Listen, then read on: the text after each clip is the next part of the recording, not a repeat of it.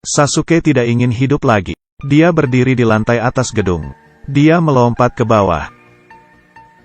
Dan saat akan mendarat di lantai, tiba-tiba perutnya membesar seperti sebuah balon, menyentuh lantai, lalu pental terbang ke atas.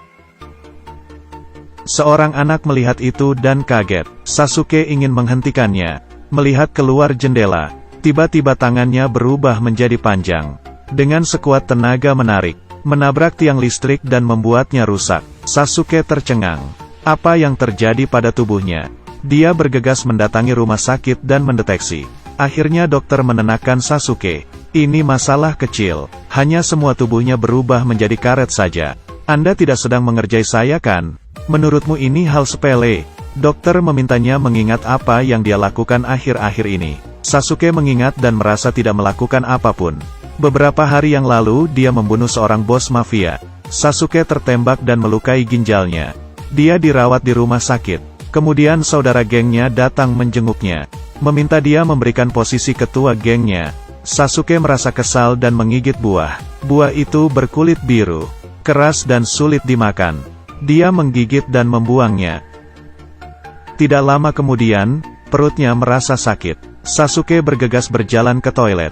Tapi karena tubuhnya masih lemah, untung saja warna bajunya tidak mencolok. Kalau tidak, dia akan merasa canggung. Apakah ini karena buah? Tapi apapun itu, seharusnya ini sebuah berkah. Memiliki kemampuan seperti ini, Sasuke merasa posisi ketua geng adalah miliknya. Dia menghubungi saudaranya, dan memberitahukan, "Saudara, saya sudah membaik. Tunggu saya kembali. Saya akan keluar dari rumah sakit siang ini." Rumah sakit memberikan servis, mengirimkan dia seorang wanita cantik untuk membantunya memberikan obat. Sasuke gemetar, masuk ke kamar mandi. Wanita cantik ini membantunya mengambil handuk, lalu membuka handuknya. Ada 2 kabel listrik di dalamnya. Wanita itu menyambungkan listriknya, memakai sarung tangan. Ternyata, dia ingin menyetrum mati Sasuke. Sasuke yang sedang mandi, "Kamu membuatku seperti tersengat listrik." Wanita itu tersenyum dan menjawab, "Maka saya akan menyetrummu." 2 kabel itu dimasukkan ke dalam air. Dia merasa ada tengangan listrik di sekitarnya. Dia tidak terluka sedikitpun. Wanita ini tercengang. Apa yang terjadi? Dia tidak tahu kalau Sasuke sudah menjadi manusia karet. Dia tidak akan tersengat listrik. Wanita itu kaget, berbalik dan berlari. Sasuke bergegas keluar dengan tangan panjangnya.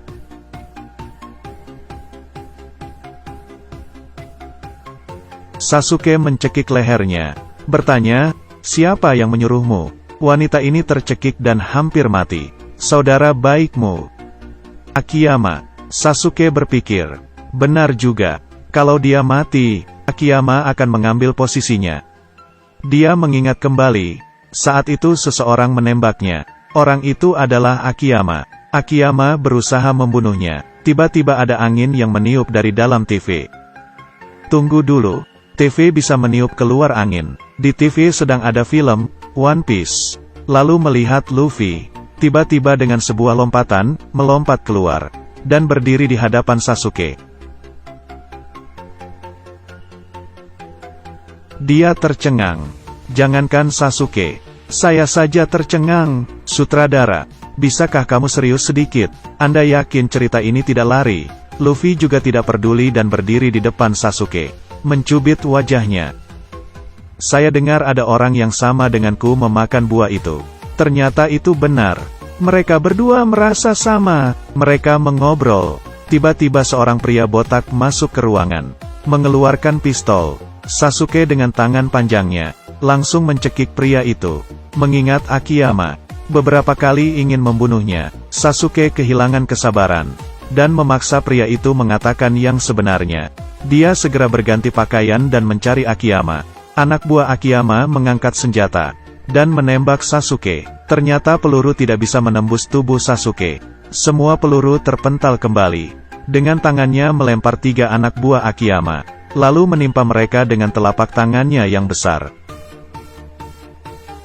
Akhirnya, orang yang pernah menjadi saudara baiknya, Sasuke mengepal tangannya dan bersiap memukul. Tiba-tiba, dia mengingat masa lalu mereka. Dia ingat, Luffy berkata padanya, Saya selamanya akan percaya pada sahabat saya. Berhentilah Sasuke. Mungkin dia harus memberikan kesempatan kepada Akiyama. Tiba-tiba ketua besar mafia muncul. Akhirnya kebenaran terungkap. Sebenarnya semua ini adalah permainan ketua besar mafia. Dia merasa tidak puas dengan Sasuke. Dia ingin mengatur kembali kekuatan geng. Dan yang menembak Sasuke adalah dia. Yang menyuruh pembunuh juga dia. Sekarang dia tidak perlu lagi berpura-pura. Dia mengeluarkan bom dan ingin membunuh mereka berdua. Bom dinyalakan. Saat itu juga, Luffy muncul. Hai paman bodoh. Mereka saudaraku. Bos mafia ini tidak pernah menonton One Piece. Dia tidak tahu kehebatan Luffy. Dia melanjutkan menyalakan bom. Luffy mengeluarkan jurusnya. Dengan tinjuan tangannya. Memukul bos mafia itu.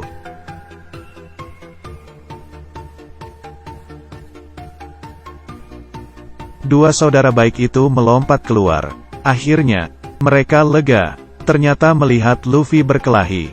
Itu terlalu keren.